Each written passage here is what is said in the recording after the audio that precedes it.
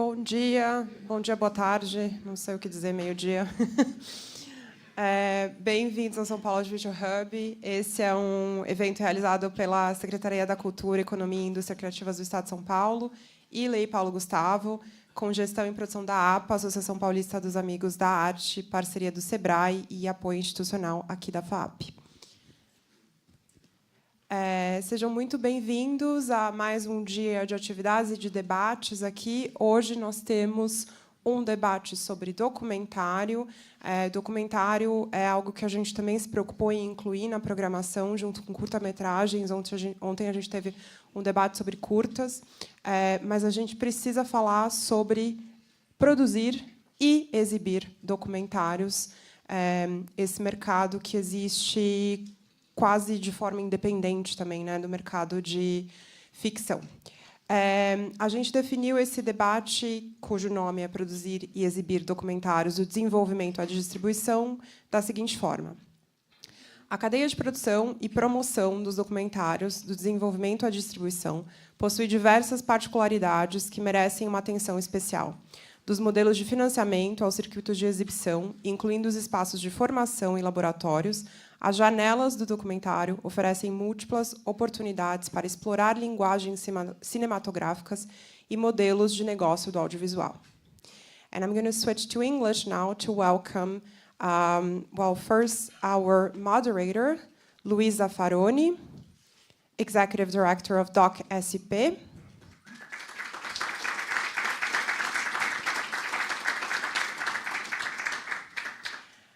Gugi Gumilang, programmer of Hot Docs and executive director of InDocs.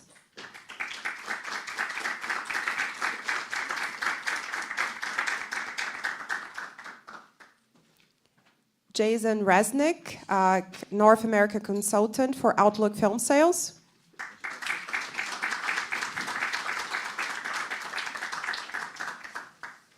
Wouter Tippelman, director of FIDBA, the International Documentary Film Festival of Buenos Aires, and also a programmer and coordinator of the Malaga Work in Progress.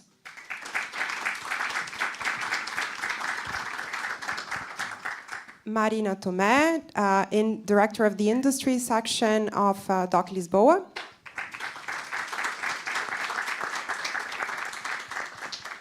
And finally, last but not least, Thomas Mikule, producer and co-founder of the production company Haute Les Mains in France. Thank you all for being here, and the floor is yours, Luis. Hello, it's a pleasure to be here. Thank you for the organization, for the invitation. And before starting this panel with all these interesting people that work in different parts of the audiovisual chain, I would like to know a little bit the profile of the people that are in the audience. So how many here of you are filmmakers? Can you raise your hand? How many producers? Students? Technicians? Okay, so most of professionals in the room.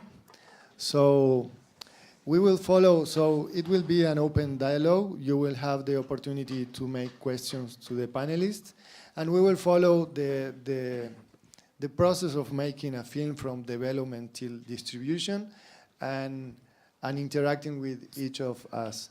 So here we have Marina, that is in the industry of Doc Lisboa, but connected with a lab, Arge, a place to develop projects. Walter Tippelman from Feedback, but with Link, also working with project in development.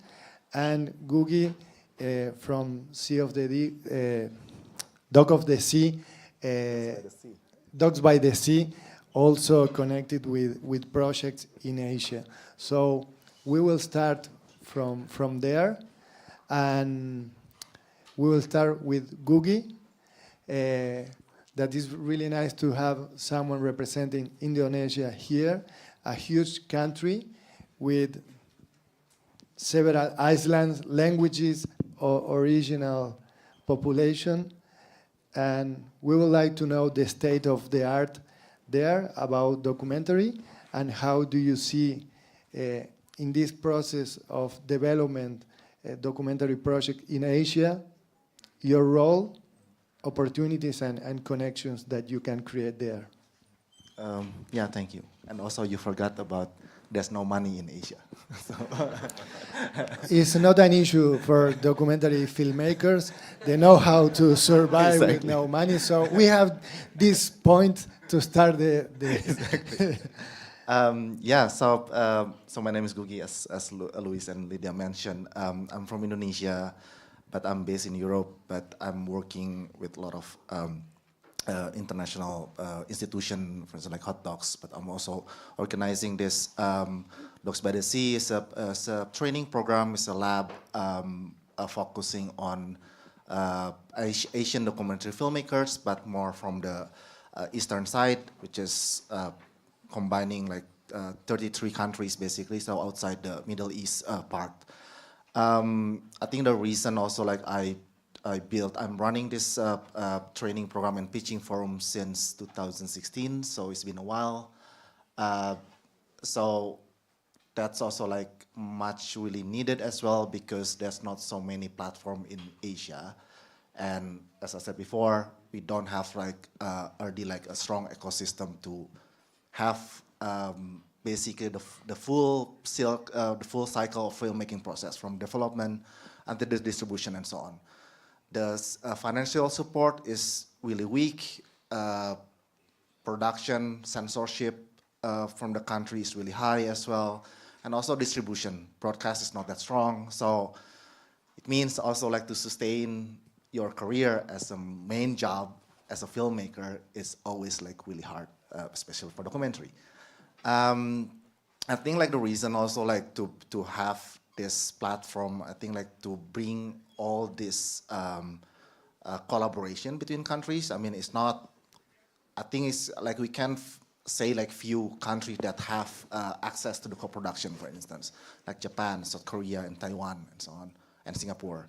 But that's about it in all over like 33 countries. So like that's, I think the idea as well, like how not to focus on co-production with always like with Western countries. I think that's also like one of the things that like we really focus on, because I mean you have to compete with other regions as well, but at the same time I think it comes with a lot of challenges. It's not only about the financial constraint, but also the creative process, because you know like in documentary like you have also sometimes like a really specific or like really local issue that like sometimes you know, it's really hard like to understand if you are working with maybe, I don't know, French people maybe. So like that's, sorry, Thomas. But I mean like, you know, like you get what I mean. I think like working with someone that who has also like cultural barrier is also like really important. And that's like also like the main part of like co-production itself. So that's why I think like for us like in the region, I think we try also like to stick or like to collaborate more like in between countries as well. I think in also like ensuring the bargaining position of the team before maybe they can add some collaborator from Europe or like from North America and so on. Yeah, I think I'm gonna stop in that point first. And talking about Asia and what you were bringing, I had the chance to be in China and in a meeting with broadcasters from Asia and Latin America, and the diversity of each country, the particularity was related with what we know in Latin America, because it's very different, the possibilities in Paraguay, Bolivia, Brazil, Uruguay, Argentina, Mexico, Colombia, I think that we have this relationship with conditions that make easy to build bridges in some way, or to understand the situation of the other, to have an empathy. And the question will be for you working with these training programs and helping filmmakers in the process, which are your, in this context that you mentioned, which are your main goals, what you look to do with projects and filmmakers and careers. Yeah, so I mean that's also like really good point because I'm at Hot Docs that I'm also programming. I'm the international film programmer, which is like I cover mostly Asian films, but also like South America and African films and so on. So like I think there's like a lot of similarities in terms of like visual language, topics, the issue itself. So to be honest, it's much closer like to work or like to collaborate with different region, like not with Europe, because it's I think like with Europe again, I think like the cultural barrier or like the understanding of the issue sometimes is not in-depth enough like to work with. So that's like really the main challenge of that. But I felt like now like seeing 1,000 films of like from South America, from Africa and so on, it's much easier because I think a lot of like the filmmaking kind of starting point, most of them may be from activism or like journalists kind of stuff that like really strong like topic and so on. I think mostly the project also like really topic driven, but at the same time I think like in the international film landscape, it's kind of have to make it like balance between whether the topic, like I mean the importance of the issue or like the topic, but also has to be balanced between also the how to visualize the story, how to make the story really like move the audience. I think the storytelling part sometimes is a bit like lacking. I think that's like one of the most problem in the like in the filmmaking process, like in this region, basically.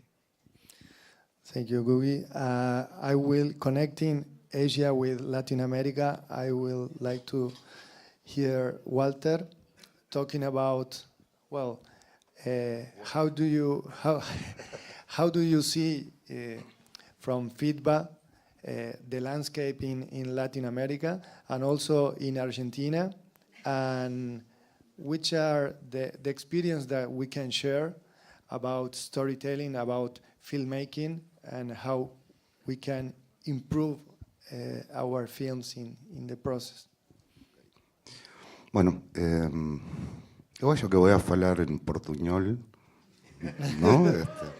Vamos. The issue is that they don't have translation. Okay, but You feel better, okay. Sí. Creo que una de las cuestiones más importantes es que en estos 12 años de feedback pasamos de buscar defender o cinema documentario o cinema de no ficción a defender o cinema. Tuvimos la pandemia, atravesamos procesos políticos y ahora es un espacio de resistencia. El landscape, como dices, o la llanela para este tipo de cinema, hoy es casi un acto político, un acto de resistencia, de conexión con las audiencias. Cada jornada, cada día en una sala oscura, con la tela, se convierte en un acto de reunión, de debate, y creo que eso es el valor más importante en este momento. Luego podemos conversar de los espacios que tenemos, laboratorio, tenemos un espacio donde tratamos de seguir desde la primer idea hasta pasar por un espacio de laboratorio para filmes en producción, más con material filmado, y después acompañamos a los cineastas en la etapa de work in progress, y luego intentamos también generar un circuito de exhibición para para este tipo de películas. Nos metimos en una época también en la distribución. No funcionó, infelizmente. Es una tarea, digamos, difícil, cada vez más difícil, traccionar a la gente a las salas, pero bueno, es lo que nos toca. El gran trabajo, vaya, que es pensar dónde está el público, dónde está la gente ahora, y cómo conversar, cómo invitarlos, cómo convidarlos a ser parte, ¿no? Nosotros, en nuestro caso, en Buenos Aires el teatro es muy fuerte, entonces trabajamos mucho teatro documentario y eso tracciona. En los últimos años la música, ¿no? Hemos hecho algunas raves con antropólogos que hacen live cinema mexicanos que se llaman Antropotrip en discotecas, ¿no? Intentamos buscar cómo conectar con las audiencias y cómo ese vínculo, esa relación, ¿no? entre lo que se está filmando, digo porque es un tipo de cine que se puede catalogar por temas muy fácilmente, ¿no? El documentario es una palabra compleja. Nosotros somos más de cine, nos quedamos más con cine y como documentario es cinema, nos parece bien. Más utilizamos el concepto del subject como un tag para conectar o intentar conectar con las audiencias. El año pasado comenzamos un programa de jóvenes programadores de 13 a 18 años, porque nos vamos convirtiendo en padres y todo lo que pensamos que era joven, no era joven, no les interesa nada. Entonces dijimos, bueno, que programen ellos, Elis. Así que estamos hacemos un laboratorio de formación. Y es esto, ¿no? Ir integrando también a distintos sectores, distintos actores y actuantes de la posible audiencia para seguir traccionando y conectar. En términos de formación y de desarrollo de todas estas etapas de los proyectos, generar espacios para acompañar y sobre todo espacios para reunirse, para compartir, porque creo que el mundo está en un momento complicado y que juntarse digo, vemos que del otro lado hay gente muy mala que se junta permanentemente. Básicamente sabemos de quién estamos hablando y creo que nuestro desafío ahora es juntarnos, ¿no? Estar más unidos, porque es la única forma de poder equilibrar la balanza y poder dar esta pelea por algo que es muy serio, que es la cultura, que es el cinema, y en este caso el cinema de no ficción. Thank you, Walter. I would like to underline two issues. One is, how do we think in the audience when we are developing a project? The other is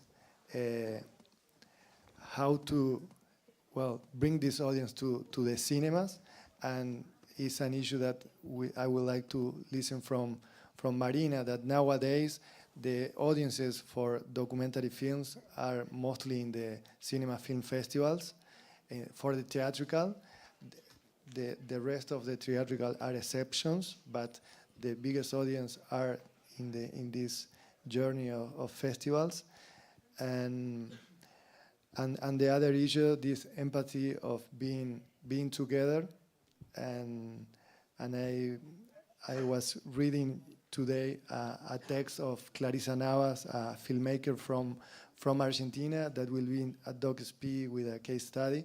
And she was saying, I'm thinking about the film of being together, an approach of sharing a moment with the other, and not, without knowing where we are going. Talking about a film that took 10 years to be producer and shooting.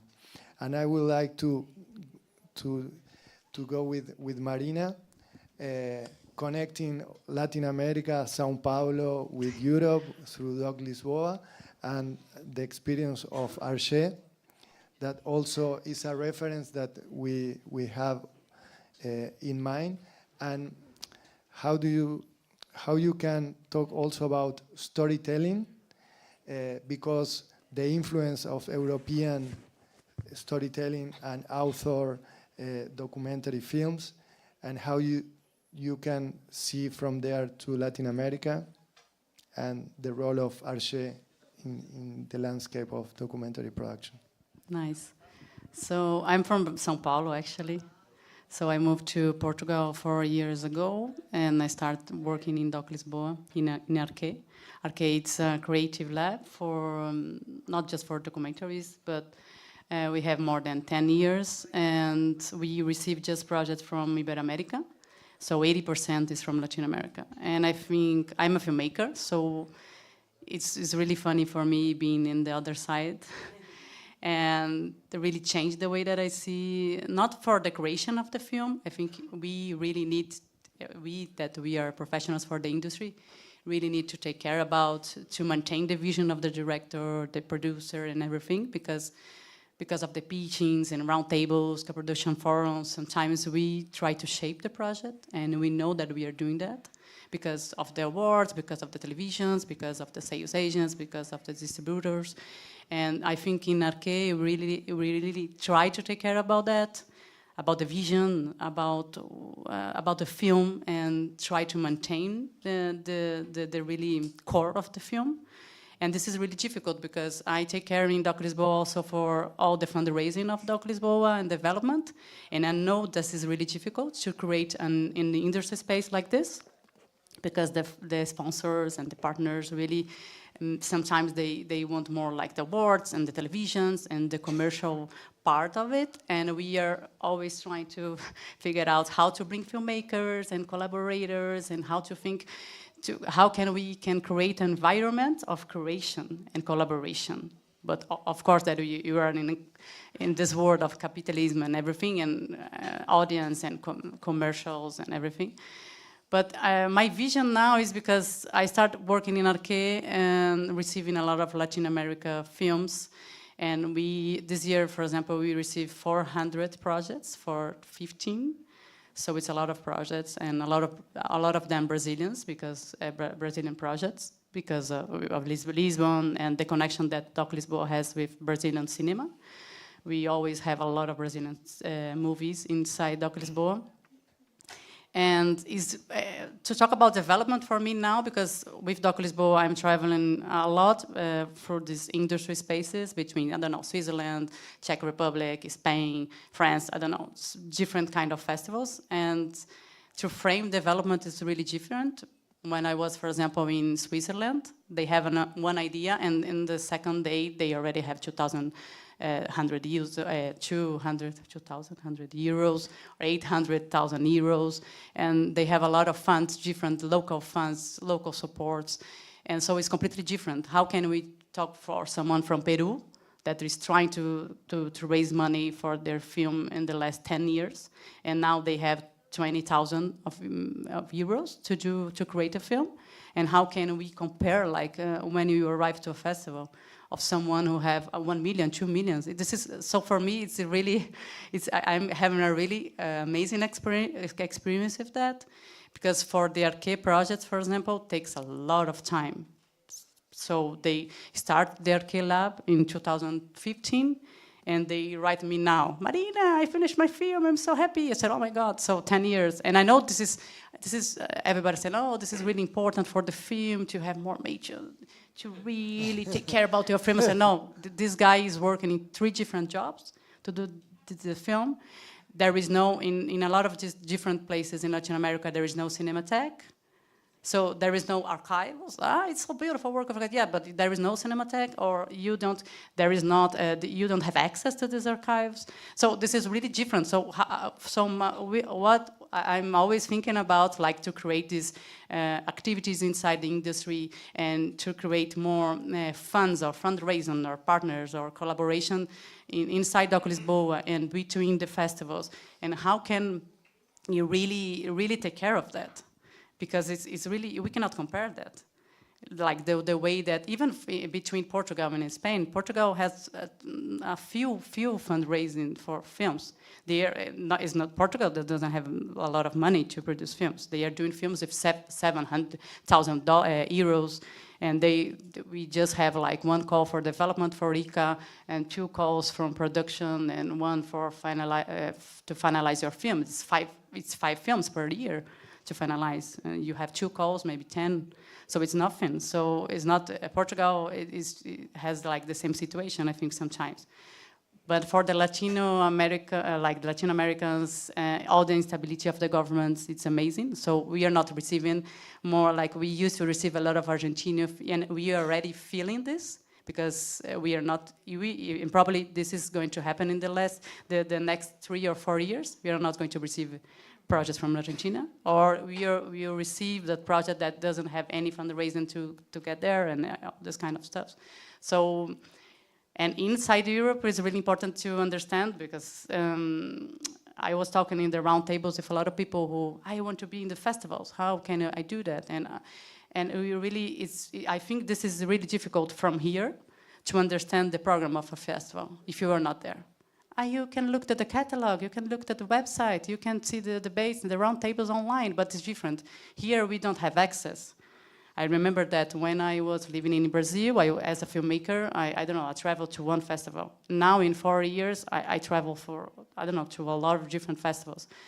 So sometimes it's difficult. How can you figure out, like, to frame your film, to know your audience, if you want to be in a European festival? Because this is what I was discussing, right? Because you have the Ancini A festivals and the lists and the government list of the A festivals, and I think sometimes they don't realize that there is too much, like there is another festivals, there is not just the European festivals.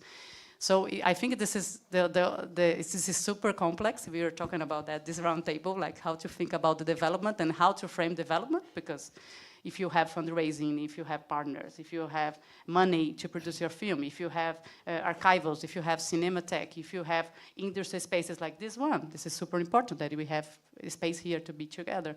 But and this is difficult to have this kind of industry space here, but in Europe we have thousands. We are always, hello, hello, next month, hello, hello, like you're friends, because we are always traveling through the festivals. Even you have mobility to travel from, you have support to travel through the festivals.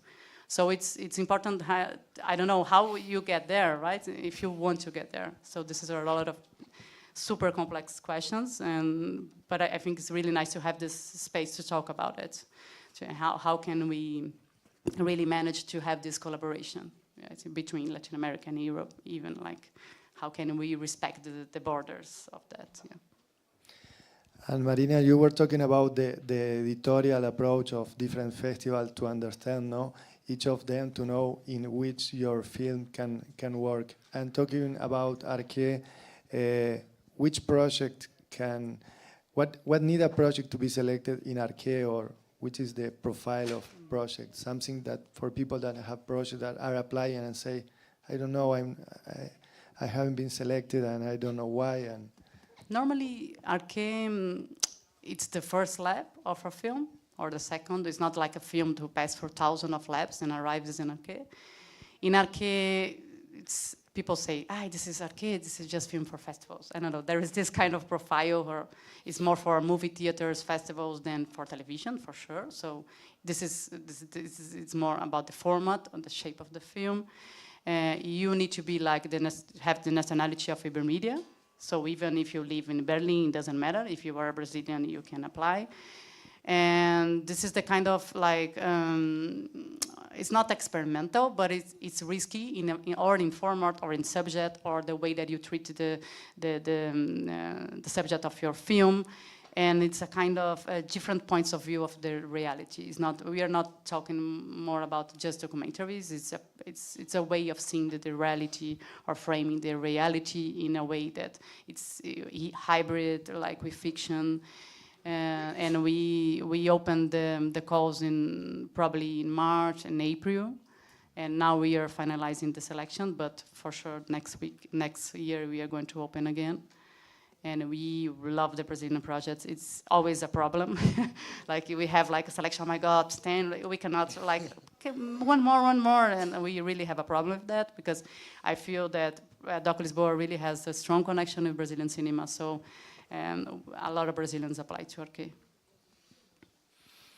Thank you. So moving to Thomas, producer from France, and so with experience in co-production, with fiction and documentary, and from Brazil and Latin America, looking for partners around the world to co-produce.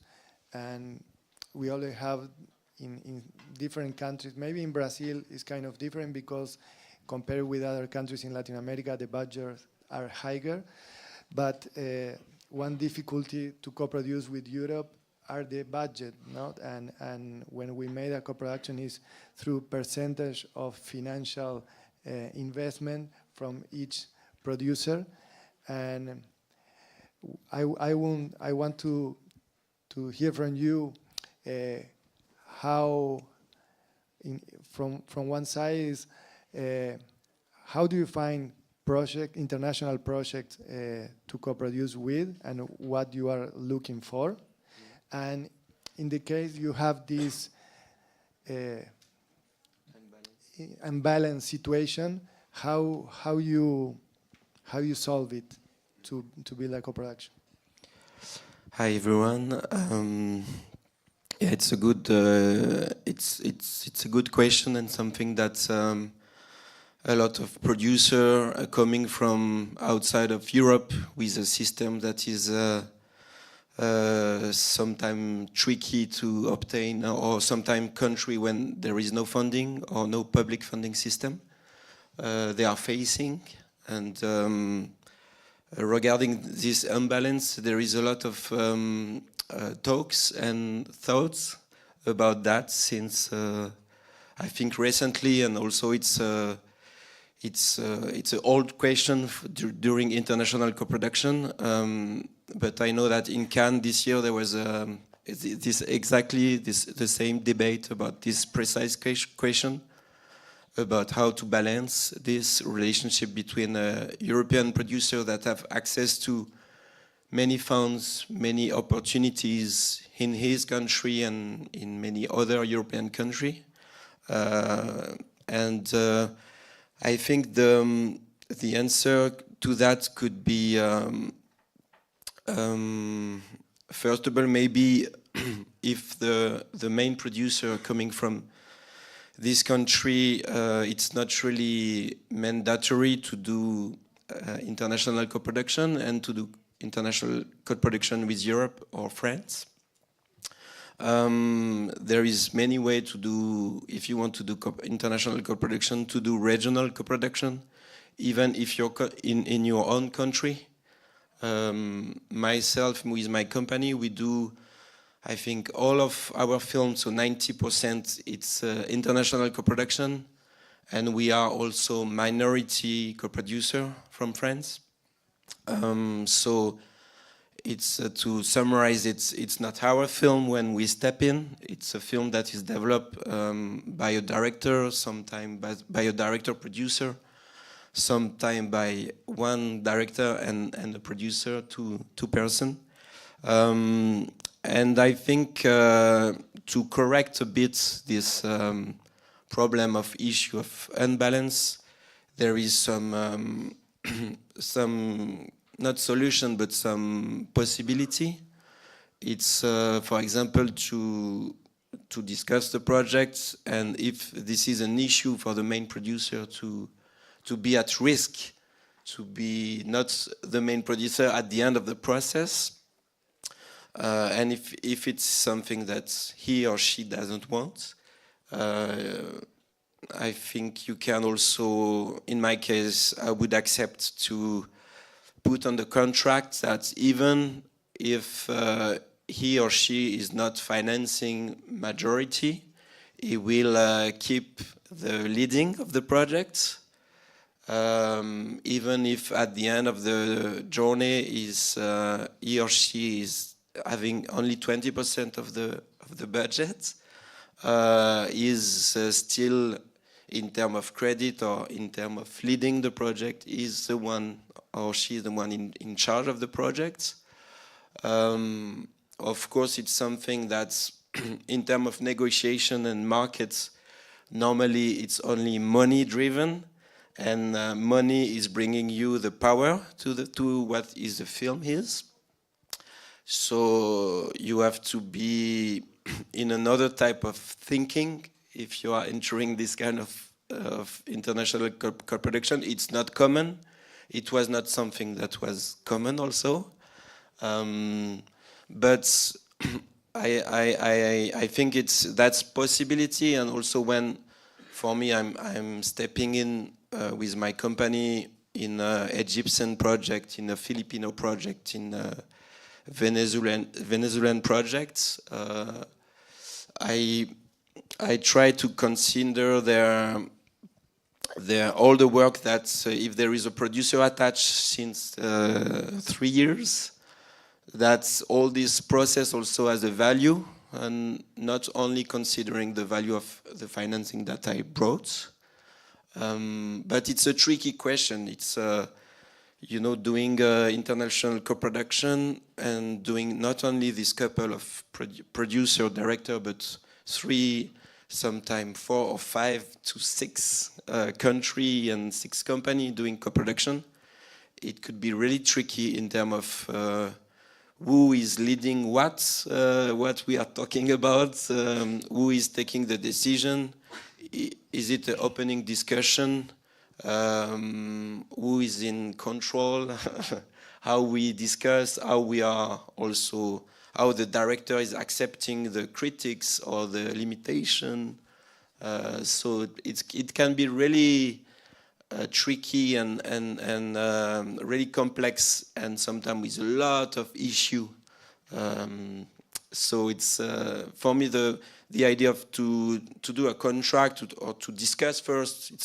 It's not only on the contract, but really to discuss of what if the eventuality that you have another, not only a French but a German producer, and they raise 90% of your budgets. What will be your position as the main producer? How we can balance that, and first by discussing this possibility. It's like a therapy, you're breaking a bit the fear by explaining it, discussing, and then putting on the contract. And the contract, it's something written that has a legal aspect. So you cannot step back to it. If you agree that, as the European or French producer, you have to stick to that. And Thomas, can you share a little bit about what made you be involved in this co-production with Venezuela, Egypt, and Philippines? What seduced you to be? Yeah, I never co-produced with Venezuela. It was just an example, but Egypt and Philippines, yes. Okay.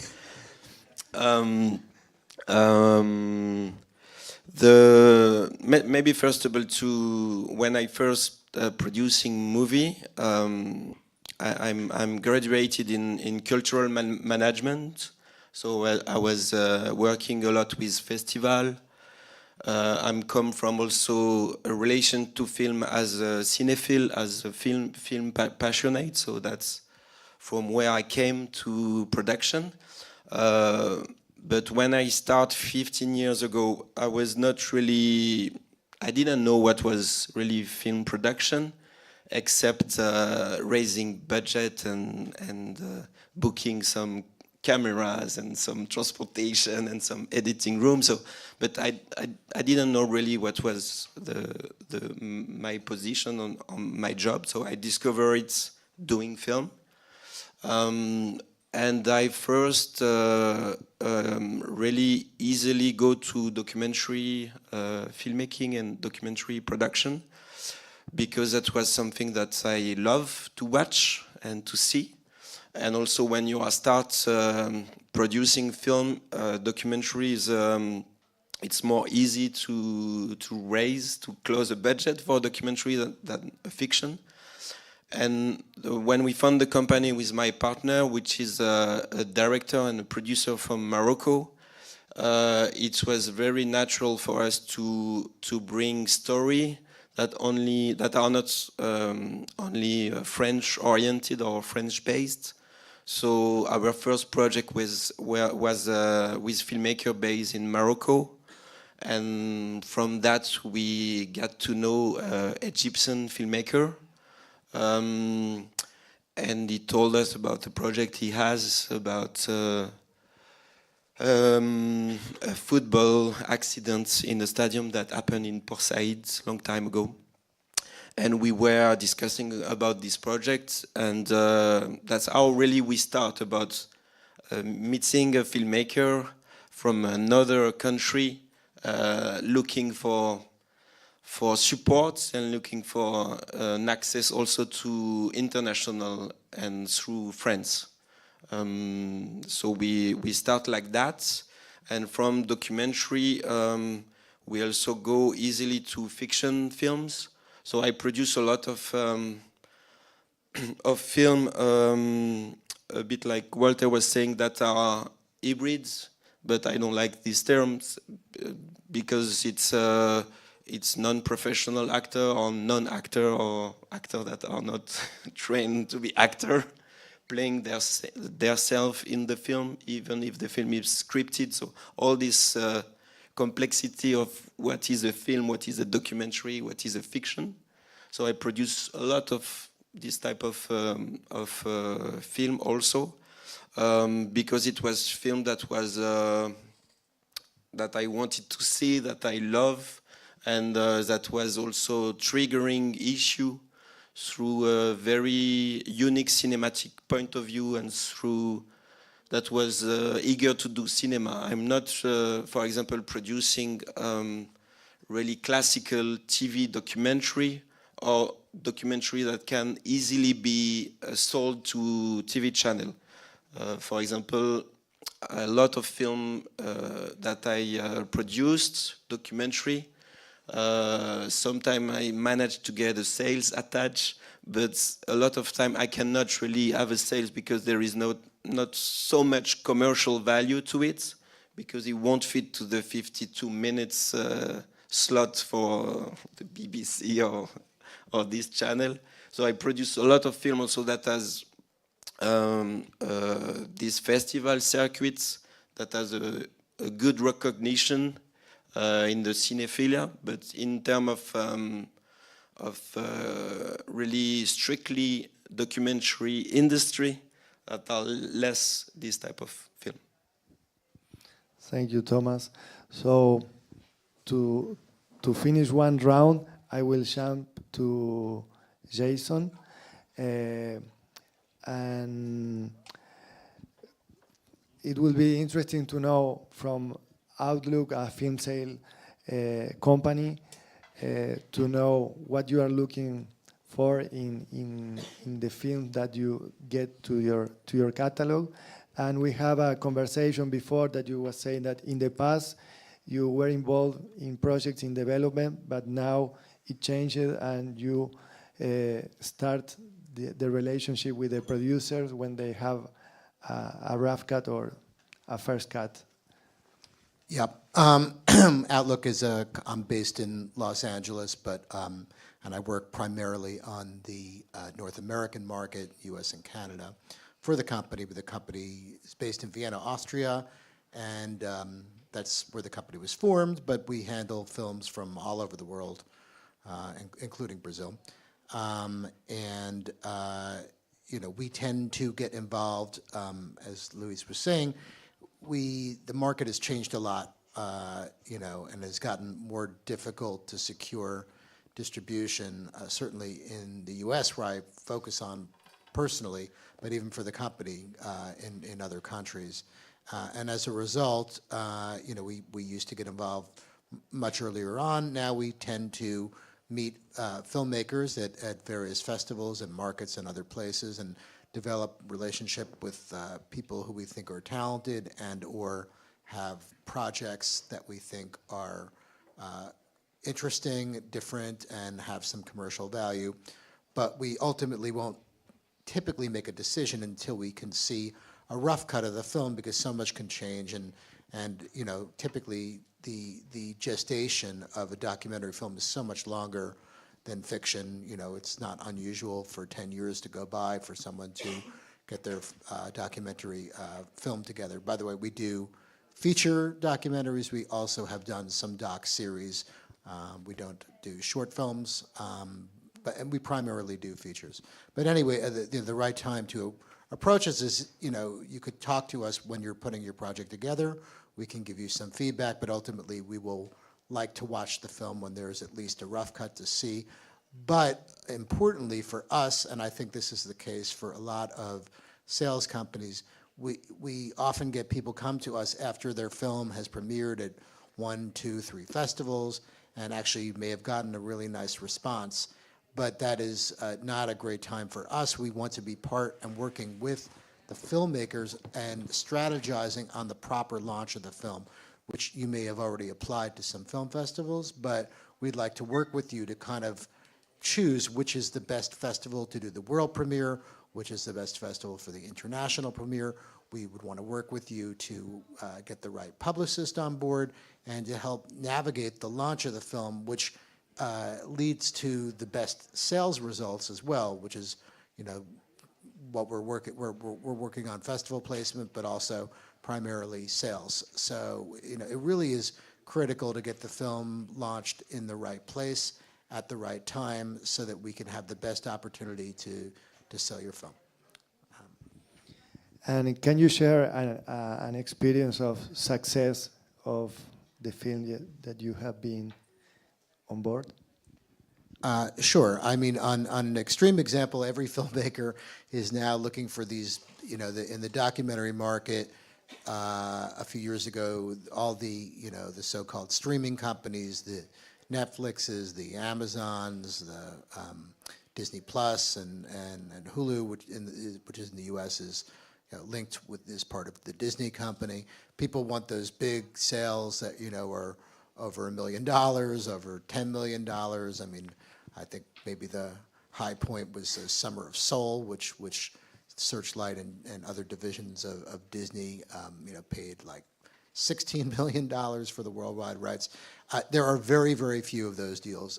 We did have a great success last year on a Norwegian film, which you can watch on Netflix here, it was just called Ebeline. Netflix retitled it The Remarkable Life of Ebeline, which is very long. But that film we premiered at the Sundance Film Festival. The filmmaker had made another film before that called The Painter and the Thief, which is also a great movie. So that was very, very helpful, obviously, as you develop, for those of you who are directors in the audience, people, as you are developing your career, people, distributors, and other people in the industry follow your career. And if you've made a film before, so for example, Benjamin Reed, the director of this film, people were big fans of The Painter and the Thief. Even if they hadn't worked on it, they'd seen it before. And they were excited about his new film, Ebeline. And we were able to get people very enthusiastic about it. And then we premiered it at Sundance, which certainly for the US market and also dealing with the global companies that are based in the US, that is the best place to sell a movie by far. Doesn't have to be there, but just historically the sales prices are the best there. And it's also a great film festival. It's very competitive to get into. But we premiered the film there and ultimately ended up winning the Best Director prize and the Audience Award, which is typically tied often with the commercial success of the film. And we had a lot of interest in the movie, and we were able to sell it to Netflix for the global rights, critically for the filmmakers, because the film was funded with Norwegian money, both from the government and also from a television channel called VGTV in Norway. The filmmakers were able, with our help, to get Netflix to allow them to release the film theatrically first in Norway, where it became not just the biggest documentary film of the year, but one of the biggest hits of the entire year in theaters. And they were given a full 90 days to exploit the film in theaters before it went to Netflix, which was, again, created a whole exposure for the film locally, and also, was a separate revenue stream from the Netflix deal, and also was important for the Norwegian government, which wanted to see the film released like that, not just that they're financing films and they're going straight to a streaming company. Anyway, that was, I would say, an extreme commercial success. But we, from my perspective, in the U.S. market, if you're not going to a streaming company these days, you either want the film to be released in theaters. So, for example, we only handled the rights outside the U.S. and Canada, but we worked on No Other Land, which won the Oscar this year. It's a story of a Palestinian town in the West Bank, and it was made before the war, recent war between in Gaza and Israel, but it tied into some of the same issues, and it was got pretty much every award it could win, including the Oscar. And then the filmmakers released the film themselves in theaters in the U.S., and it did over $2.5 million, which is an astounding result. People hadn't really been going to see documentary films in theaters, so that's another great result. And then I guess a third example, we had a film a couple years ago, also premiered at Sundance. It's a Canadian Danish co-production called Twice Colonized. The film was telling a story of an Inuit rights activist, and that one we were able to get a theatrical deal, home entertainment, and then it premiered through POV, which is a PBS affiliated company. PBS is the public broadcasting channel in the U.S. It's pretty much the only channel in the United States that will air documentary feature films like we represent, and we got a nice deal through them as well. So anyway, I think those are kind of three different good stories. But Thank you very much. So after this round, we will like to open to questions from the audience. There were different issues with all the panelists that we have here. So if there is a microphone, I think, in the audience to make the question, and I think that you can do it in Portuguese and can be translated for the people here. So one here in the front.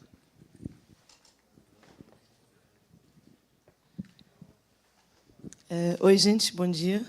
I think I'm going to ask in English, if it's okay. Or Portuguese is better? I didn't understand. English? Okay, yes. So thank you, everyone. I'm also a producer. I've been working mainly with documentaries. And I have a documentary that it was on Doc Lisboa, FIDBA. It's called The Falling Sky. It's making a huge success in festivals. But again, we have this question. After the festivals, who will see the film? And I was very interested to now hear Jason that brought these cases of success in documentaries. And I was wondering, like, as a producer, what do you think that we can change in our way of developing a film that can make positive impacts on the distribution part? I mean, I think my question is, what can we do in the development stage that can bring positive results then on the distribution? Yes. I guess I could try to answer that first. I mean, look, in my view, the documentary films serve a lot of different purposes, and there are people that are making films which are trying to bring important issues to people around the world, and I think those have their place for sure, and that's really kind of, in my mind, the core of what the documentary film business should do. But, there are also plenty of commercially oriented documentaries, and there's, for starters, if you really want to make kind of the mainstream true crime stories or celebrity studies, you can go directly, at least in the US, to the streaming companies. They're the primary ones who are financing, and then go directly to them. I mean, that's kind of the, the more commercial end. It's not really what we deal with at Outlook so much, but there's definitely a place for that. But I would say just in general, I find, and this, I come originally from the fiction world, is filmmakers often get really connected to their story and their characters and the story they want to tell, but they sometimes don't think as much, and they should spend a little more time, who is the audience for this film? Who is, and really think about that. What would that audience want to see? And I think if you spend a little time on that and try to, even before you make the film, to work on, for me, a great thing that gets me interested, if someone does great marketing materials beforehand, they prepare a what we call a deck, so like a PDF document, which shows the story. You could have little video clips in there and music and other things that would give someone an idea that you have a clear vision of the story you want to tell, why you want to tell it, and why you think people would respond to it. And that along with a good sizzle reel. So I think thinking through those things, just going through that process. But again, I think sometimes people are making stories that are really for themselves and not thinking as much about why would somebody want to spend their time watching it. So.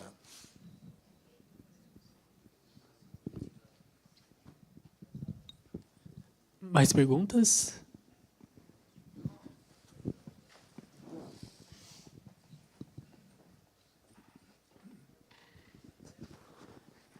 I understand that it's best that I ask the question in English rather than Portuguese. So my question is the same, but it would be especially for two different people, since there are two different cases, for Jason and for Thomas, which is, suppose I have this interesting project. I have these commercial materials like the sizzle reel, and I have developed it. I have some sort of pre-screenplay treatment, or anyway, I have a solid project that I want to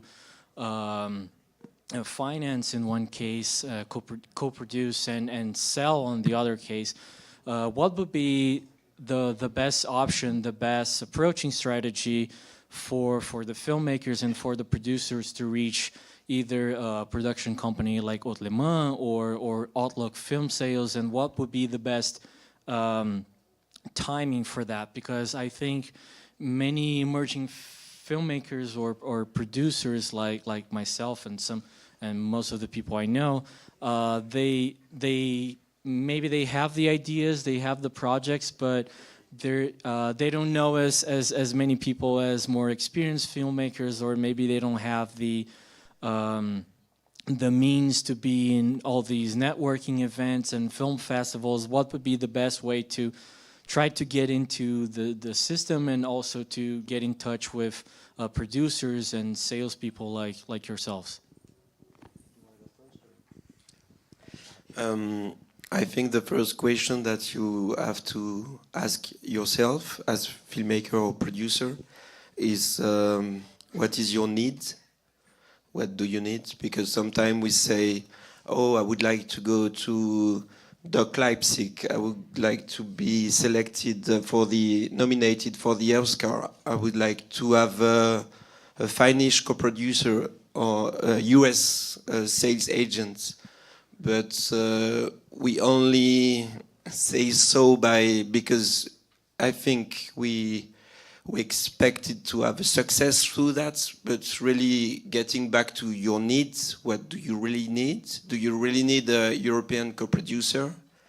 If it's a European co-producer, in which country of Europe is the best to co-produce with? Maybe it's better for your project to go with a Croatian project or a Serbian or Slovenian, this Eastern lower capacity project.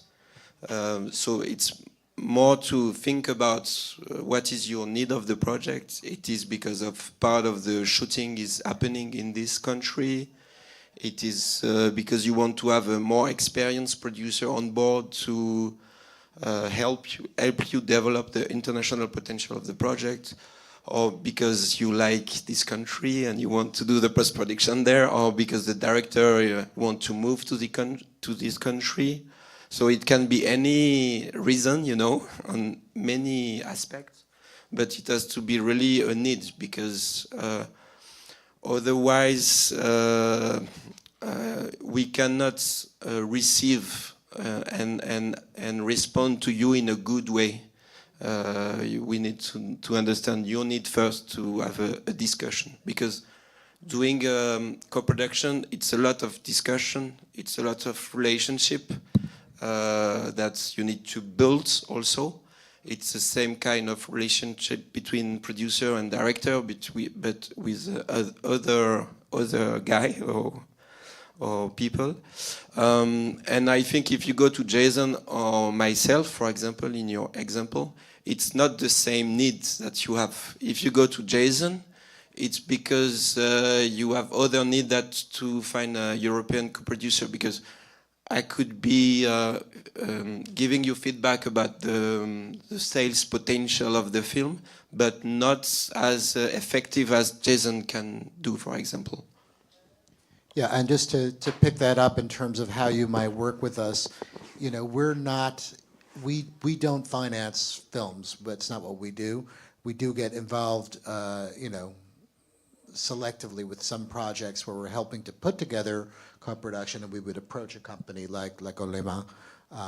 But for the most part, we're getting involved, as you know, I mentioned earlier, at a rough cut. But we do attend markets like this one, and in Europe and other places around the world, and we review plenty of projects, and we make contact with filmmakers, and sometimes maintain that contact over the period of several years until you do have that rough cut to sell. And we have worked with first-time filmmakers before, where, for example, there's a film we're actively working on right now called Cutting Through Rocks. They're Iranian filmmakers who live in the US, but it's their first film, and it won the very top prize at Sundance, and they're very, very talented filmmakers. So, I mean, there's no reason that it's not like we're only working with people that have made 10 films before. So. Yeah, the thing that I haven't mentioned as well, that I'm also producer, that I'm already experienced the international co-production. So I'm just gonna give like concrete examples. So like I have like 2 films that premiered this year. So one of the film, short film, like Indonesian film, I didn't do any international co-production, and then like the other one, the Chinese film that I produced also, but like we have the international co-production with France and so on. So I think it's just like going back, like really asking like the need itself, but like also really like to position yourself that because for this one, for the Indonesian one, I'm just gonna be honest. So like the budget was like 15,000 euros. So we finished that. We got investor from the country, and then we done it. And we felt also like we didn't, with my director, we didn't feel that we need like creative input from the other collaborator and so on. We hired a story consultant, which is sometimes also, this is an option for filmmakers. Instead, you know, like sometimes you have to compete to be in the platform, you know, like in the market and so on. But you can also like reach out, maybe, you know, like in Brazil, you can ask Luis, for instance, like, oh, how can I get like a story consultant, maybe like from Europe, or like from North America and so on, and they will work with you like for like, you know, like you of course like you have to pay per session and so on, but at least like it giving you like a feedback, like a perspective from outside that like you sometimes like you really need if you want to go like internationally. So the first film, the Indonesian film that we premiered in Doc Leipzig, and then it went around now like for 6 different festivals in Europe and in Asia as well. For the Chinese film, we premiered the one that I co-produced with French co-producer. We premiered in CPH Docs, and we won the main award. And until now, like since 2 months that we screen already like in 10 festivals and so on. But we felt the need of like this French co-producer because, as you said, Thomas, I think like also sometimes like you need co-producer only for the money, or like if you need like the creative input and so on. But in this case, like we need a support of post-production because like we are just like ran out of the money and so on. So we did the color and the color grading and then the sound in France, and that's like basically the finishing fund that we had. And yeah, and then it worked really well. So I think this is really, really important to understand like what you really need and what you can gain from this collaboration as well, because it means that also like you're sharing your baby with someone that like you know, this is also one of the things, right? Like, I mean, it means also like they're gonna have also like a say sometimes, like sometimes, you know, because it's kind of like sharing your rights as well. So that's. And also just to add, because there is terms in this industry, and sometimes we forgot that. But for example, when I'm looking, sometimes also I'm doing a film in majority and looking for another co-producer, but I cannot contact him or her as it was a fund, you know, just asking for 100,000 money, because it's not a fund, it's a co-producer. So he will have kind of power into the film during the process, and also sharing revenue after the film is completed. So it's not the same. And sometimes when I ask the producer, what is your need? And they say money, I need money to close my budget. Yeah, but I know that, but what is really you need? And maybe I'm not, it's not a co-producer that you need, it's an international fund, and there is this Norwegian fund or US fund that you can access, maybe less money, but less revenue also sharing with me after. So really, and if you go to Jason on me also, if you go to Jason, it's a MG. So it will be also sharing revenue with the sales. And sometimes, for example, for some film I produce, I did the sales myself, and it was a huge amount of work, extra work of producing, but it was okay. And I did the festival with my associate, and we did quite well, also with price and with screening fees, and we learn also the work of the sales.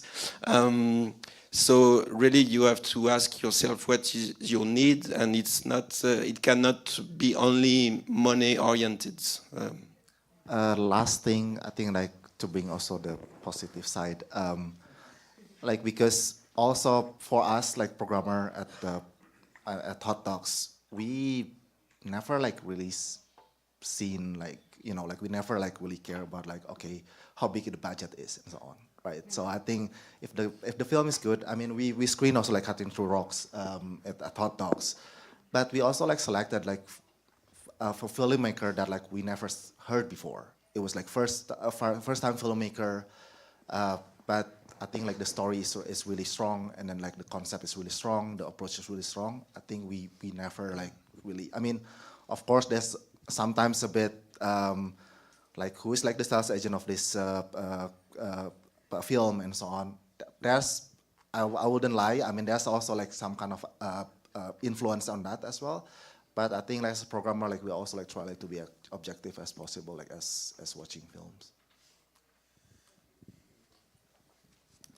Alô? Tá. Bem, meu nome é Joel Pizzini, eu sou realizador e produtor, por necessidade. Eu fiquei muito contente aqui em ver uma... Vou pedir licença para falar em português. Eu senti aqui uma... Né, a partir da fala do Guji, né, quando ele falar que um filme é um bebê, não é à toa que a palavra-chave do cinema, né, os negativos que a gente usava, chamava material sensível. Né? A gente está lidando com a sensibilidade.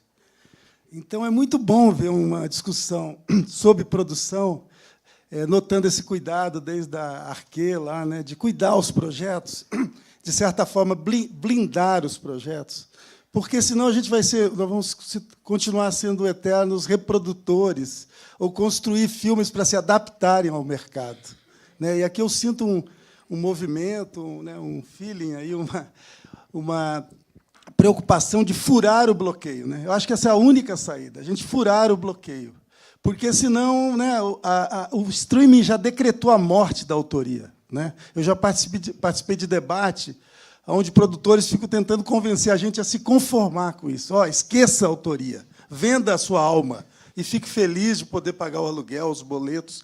Então, um pouco essa lógica que está permeando hoje a discussão do mercado. Então, e essa preocupação ela veio desde a década de 40. Em 1948, um cineasta brasileiro chamado Alberto Cavalcanti fez uma palestra na Dinamarca, né, o país onde surgiu o Dogma 95, curiosamente, falando, quando John Grierson propôs a palavra documentário, que seria a palavra-chave para batizar um movimento que estava fazendo um certo sucesso na Inglaterra, né, em torno do GPO, o Grierson propôs, vamos criar uma palavra documentário. O Cavalcanti, como vinha da vanguarda francesa, ele disse, opa, não, essa palavra não, pelo amor de Deus, essa palavra, a expressão que ele usou é a seguinte, cheira tédio e poeira, né?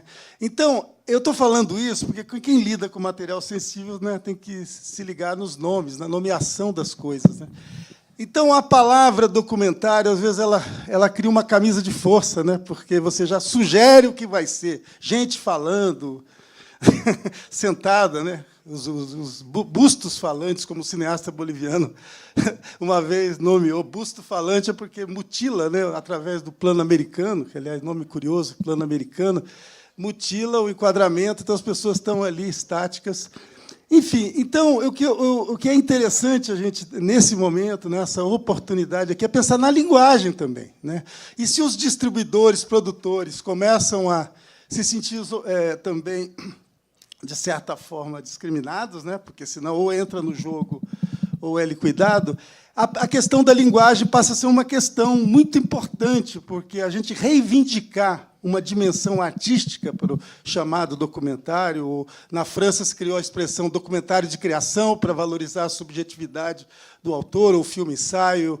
Enfim, a gente reivindicar a dimensão artística, o público também vai se interessar, né? Porque não faz sentido ir ao cinema para ver gente falando só, né? Existem outras mídias. Então, a preocupação com a linguagem, eu acho que, de certa forma, pode contribuir para romper certas fronteiras e certos preconceitos em relação ao documentário, inclusive na distribuição. Porque, quando eu encontro uma pessoa pessoa que não é do métier e pergunta que projeto você está fazendo? Está um documentário, e quando você vai fazer um filme?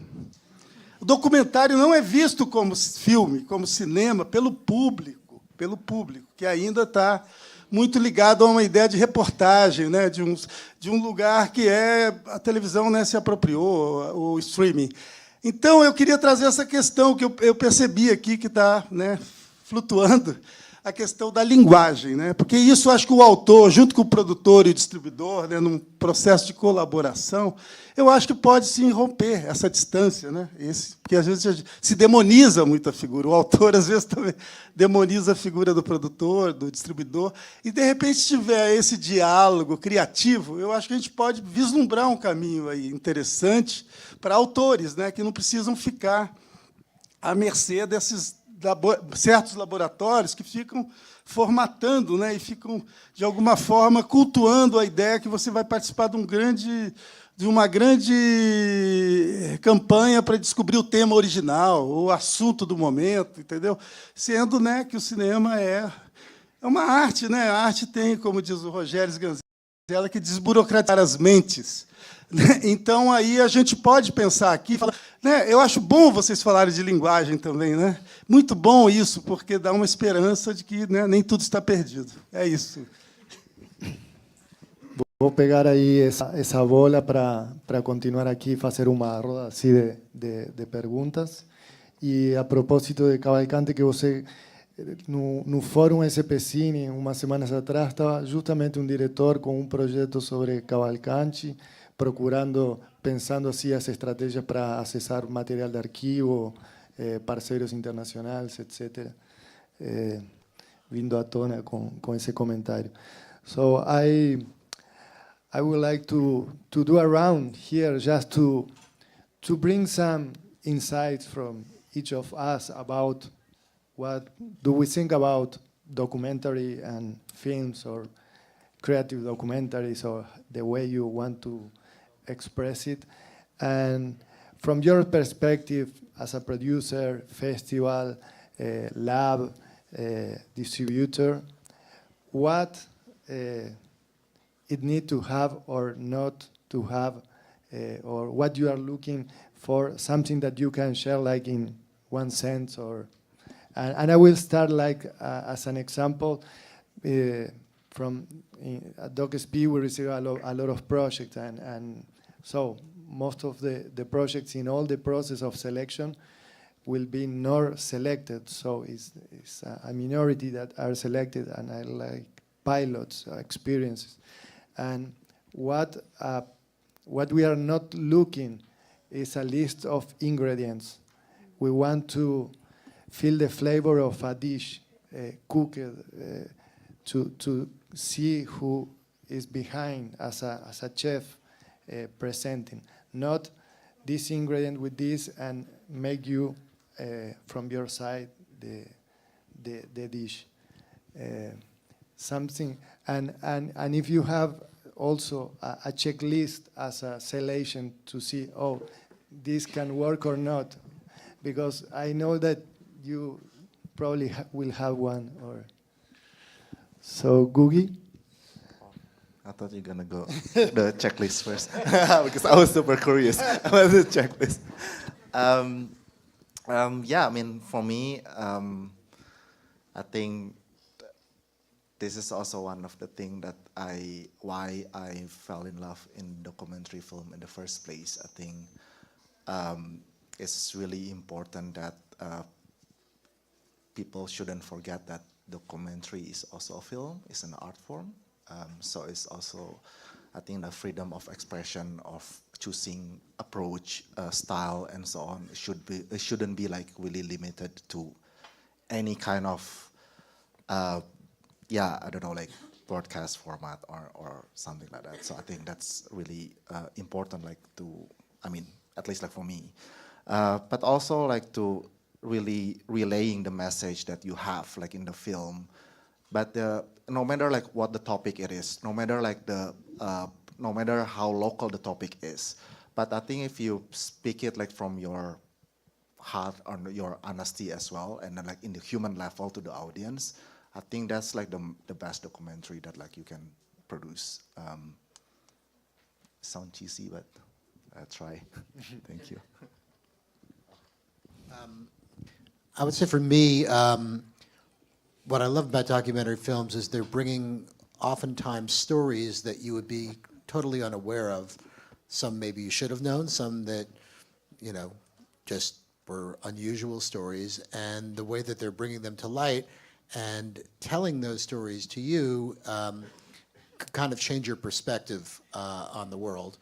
But you know, leading off of what Gugi was just saying, I think it is critical that it's not too didactic and just by the numbers. You want to be stirred with your emotions, and you have to really think about the visual language and sound and whatever other cinematic techniques you're using to tell the story, so that you can get the audience to be engaged with the topic that's probably very important that you're trying to relay.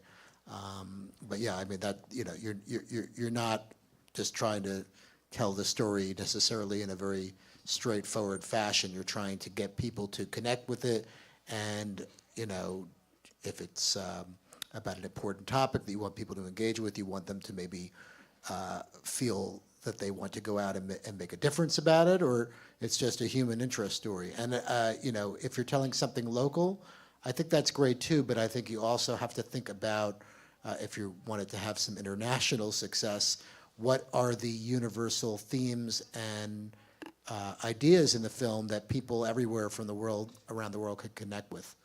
So.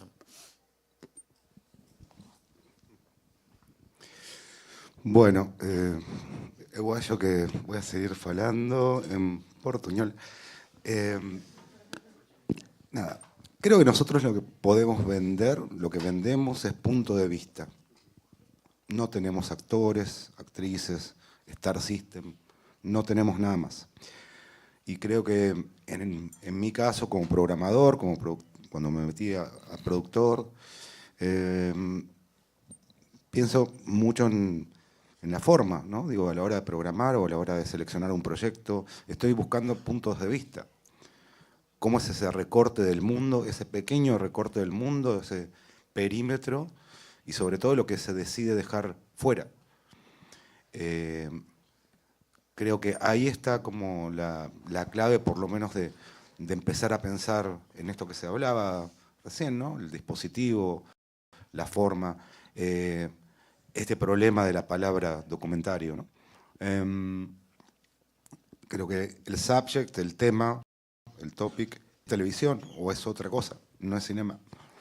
Entonces, desde mi lugar, lo que busco, y creo que somos unos cuantos, es eso, es tratar de buscar ese recorte del mundo, esa mirada personal, ese punto de vista, que creo que es lo que no nos van a poder, no hay IA que pueda reproducir. Digo, lo otro básicamente es cuestión de tiempo. No hay nada que hacer, está perdido. Digo, cuando vienen plataformas a Link, ¿no? Digo, viene Max, y los invito, son amigos. Siempre empezamos falando lo mismo, ¿no? Es complementario, no es para transformar estas historias o estas futuras películas, en el caso de los proyectos, en el formato de Netflix o de Max. Uno como productor, como cineasta, como realizador, puede hacer ambas cosas, pero no con la misma historia.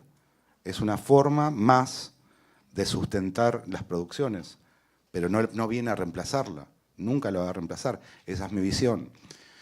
Por otro lado, sí apuntar que yo soy bastante escéptico con el tema del mercado del cine documental, creo que es como que creo que no lo hay, creo que es más una idea y un deseo, y que está bien que le pongamos nombre a lo que deseamos, y podamos nombrar estas ideas porque algún día serán realidad. Pero, digo, muchas veces uno asiste a estos mercados y termina gastando más dinero del que, o sea, vuelve más pobre. Entonces, digo, cuando hace películas de $60.000 y te gastaste 15.000 en ir a Marché Film o a donde sea, digo, la verdad, por lo menos desde América del Sur, uno se tiene que plantear, ¿no? Hasta qué punto no está reproduciendo este sistema que tenemos, ¿no? Cuando hablábamos con Marina, de cómo de alguna forma rebota la mirada validadora, ¿no? del Festival Europeo para validar. Digo, yo miro la programación de Oliardo Cinema, por ejemplo, pero debo ser uno de los pocos. Digo, miro los festivales de Latinoamérica, pero es algo como muy de nicho. Tenemos que construir, porque nuestro propio Star System va a estar ahí. Va a estar en que un proyecto que pasó por Docs SP es un sello de validación. Y quizás es más importante para mí, o que pasó por Arque, es mucho más importante que haya estado en Neon, en Visión Durrell. Digo, tenemos que llegar a ese punto donde no necesitemos la validación externa, ¿no? Y quizás en ese momento estemos en las condiciones de poder pensar en términos de construir un mercado, porque además sin las políticas públicas es imposible. Digo, uno va a estos mercados, pero en estos mercados lo que ocurre es que estamos en desventaja. Digo, hay unos fondos enormes, digamos, volcados de la Unión Europea, del programa Media, de cada uno de los países, y realmente estamos en una desventaja. Lo único que vamos es a comer, a pasarla bien y a conocer gente, por supuesto, pero Pero hay que pensar esta lógica de mercado. Pensar en Oliar de Cinema y este primer intento que hicieron del Messi, ¿no? No el Messi del futbolista, digo. El mercado de cine independiente, de cinema independiente. Creo que es eso, ¿no? Vamos a tratar de hacer realidad la utopía de un mercado, pero sepamos que ese mercado prácticamente es para muy pocos. Y lo que se está planteando como mercado de cinema documentario en realidad esconde docu-realities, ¿no? Televisión, que no está mal, es una fuente de producción y de ingresos, pero probablemente no sea lo que la mayoría de vocês está pensando o sintiendo. I'm just thinking about, like, because after Joel Pizzini, I cannot speak in English, I think. I said, oh, no, I cannot speak in English. So I think there's a lot here.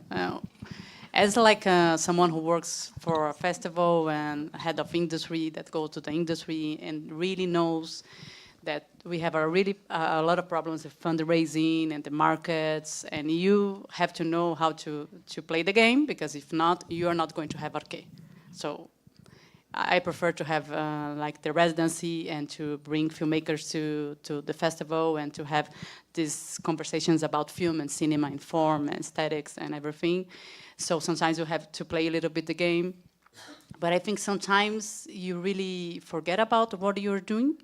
And this really happens to me. My last film, I remember that I present the rough cut to Joel Pizzini. He really helps me with my last film, and we are together and having conversations about that. But I'm doing a film now, my first Portuguese film, and I remember that I started in 2021 in Arque. I was in Arque. And after I was in Java, I was in different pitches, Ponto de Vista, pitching New Visions Europe, and I was like a Brazilian in New Visions Europe, so it was completely crazy. But I don't know why they really like the format in Europe. And I said, oh, okay, let's go. I'm going through this. And after now I'm in 2025, and a lot of people was like waiting and festivals writing to me. Are you going to finish the film? I want to see Vision du Réel, Doc Leipzig, Film Marcel. Like, I want to see this film. And I said, oh my God, I have to finish this film. But I have this is a really biographical film. This is something in my life that I'm in the middle of the process. And I said, oh my God, I have to finish the film now. And everybody, no, but you are in the middle. No, I have to do it. I have to fundraise my money. And I realized that I was totally lost. That's why I began this. Like, why I'm doing this film. So this is really important that you don't forget about what you're doing, why you are doing. And I know this is really important after a festival. This is a really good question. Like, some people yesterday was telling me, yeah, because I really have to go to the festivals. There is a lot of, we know that we need the festivals, especially here, and for like the stamp and for your career and for sales and everything, but it's really important that what do you need, like, why you're doing this film, what is important for you. This is like stupid, seems like super stupid questions, but sometimes in the middle of the process you really forget about it, because maybe, I don't know, I receive like for a year like 400 projects, and for the invited countries are Finland, Spain, and now Benelux, so I'm receiving a lot of projects, and sometimes it's just like a framework. And you see, this is not a film. Like, we know that it's not a film. It's just because they want to receive money, and they know how to receive money. They know how to get the fund, and this is there is nothing there. But as a programmer, or you realize that this is not. They just created that just for the fundraise, because they need to raise money, especially here in Latin America. You know, I talk to them like in Europe. I say, yeah, but they need to pay the rent. It's not something super fantastic. Oh, he did the whole film without any money. Oh, this is so beautiful, right? No, this is not beautiful. I don't know. They really like the way that the Latin Americans, like, I don't know, like, feels this. Oh, the precaridade. How I say this word, precaridade, precario. Because I hate this word, because they always say, this is so beautiful. They stay forever, 10 years in the grandmother house doing this. You know, this is not beautiful. And yeah, because the Latin American films is really strong. This is really, super strong because this is really original. So no, it's not because it's original, because we have to do it. It's like a survival mode. We have to do it. We have to do our cinema, and this is our voice. And I know, and now I'm working in a Portuguese festival, and Doc Lisboa is part of the Doc Alliance network, so I'm super connected with all the festivals, not all, but important festivals, CPH and Doc Leipzig and all these festivals, and traveling around these places, and I'm really trying to understand, like, and it's not easy for me, even, for example, Olhar de Cinema, really super amazing. And I really want to bring a curator from Olhar do Cinema for our net market. And I'm trying for months, like, who's going to support me to bring someone from Brazil? Because they say, okay, this Madrid's 80 euros, right? So why you're going to bring someone from this 1,000? Not from Doc Lisboa, because they really want the Olhar do Cinema. But for the sponsors, fundraisers, blah, blah, blah, this is really hard to do this cooperation, and this is like the market rules and everything. But I really feel that happened to me, and everybody was saying, you have to have a script writer and you have to have the characters. What is the storytelling? And I said, I don't know the storytelling. I know that I'm doing this film and I'm showing this film, and the festivals really wants to see the film. But I don't know exactly what is the storytelling. I said, this is really confusing to me. And even in these labs and everything, you have the characters. What is the journey? What they are going to do? I don't know. This is a film, so sometimes it's really difficult to keep in your body and say, I'm going to do this film. And I know the rules. I know that I need money. I need the money. I need co-production. I need the sales agent. I need everything. I'm not saying, I'm not naive to say that we don't need that, but just don't forget about your film, because this is, and we recognize that you are doing the film that you want to do. When you arrive and I don't know, this kind of film that just someone from Italy arrived in the middle of the film. I said, what did this fucking Italian? I said, no, because it's an Italian co-production. I said, yeah, but what happened? Yeah, because he was working there and meet the main character for 1 minute. Yeah, this doesn't make any sense for the film, but they are just putting something for co-production, or maybe a social impact campaign that you realize why you're putting this social campaign. This is really important. I really believe that. But why you're putting that? But this is not your film. We are not doing this film because of that. You know that, right? We are just putting that to raise money for the social campaign. But you are not doing this film. Not in this way of building this film. So this is really a complex. But really, don't forget about your film. This is the only thing that for me is really important. This is not easy, but don't forget about your film. For me, I disagree when we say that you can lose your film doing too much lab, because I think it's a common knowledge of saying that film and author are sacred place that don't need to justify, don't need to defend themselves for their topics or their choice. And from the producer point of view, I don't think that we oppose a lot it's a producer cut, it's a director cut, this conflict. Who gets really the power to the film? Is the one that is having the idea, having the author right, or is the one who is putting the money? You know this conflict aspect of our job. I think that it's very binary thinking, and it's much more complex in reality. For a TV Netflix series, or for a very art house documentary of 3 hours screening in Lussas or Doc Lisboa.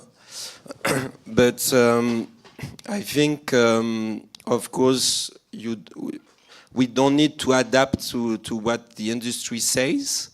So we don't need to do audience design. That personally I hate. I don't understand what is it till now. I struggle to understand what is it, but still I don't get it. And maybe I will never understand. But I think that film is a collective adventures. It's a collective adventure of a crew, not only producer, director, but an editor for a documentary, for example. It's a key places. If you are a director, producer, editor, actor, distributor of your own film, why not? If it's justified and if it make a good film at the end that is possible to watch not only you but a lot of people, why not? But I think it's very a collective work, and we sometimes I'm a bit from the point of view of a producer that is producing very art house film also with strong director that have their vision. Sometimes I also, for young director and also older director, there is sometimes a limit of saying also this is my decision, or this is my space, and it should not be polluted by other or by a market or by a pitch. For example, I'm a pitch trainer also. I manage a pitch training in France for 7 years with a first-time filmmaker of documentary. And for me, pitching is really coming from the US and from the industry and from the fiction world. So it's the evil. It's what we, from European and French perspective. But for me, I try to learn how to pitch and to try to learn how to use pitch as the tools to develop the core of the film, to develop and not just to sales or to convince or to be a very good pitching actor, So I think we should avoid also to reduce sometimes our work or our thought about this industry, about this should be like that or this should be like that. And I think also producers should protect the vision of when you say autoral vision. Of course, this is for me the base of what cinema and what documentary should be.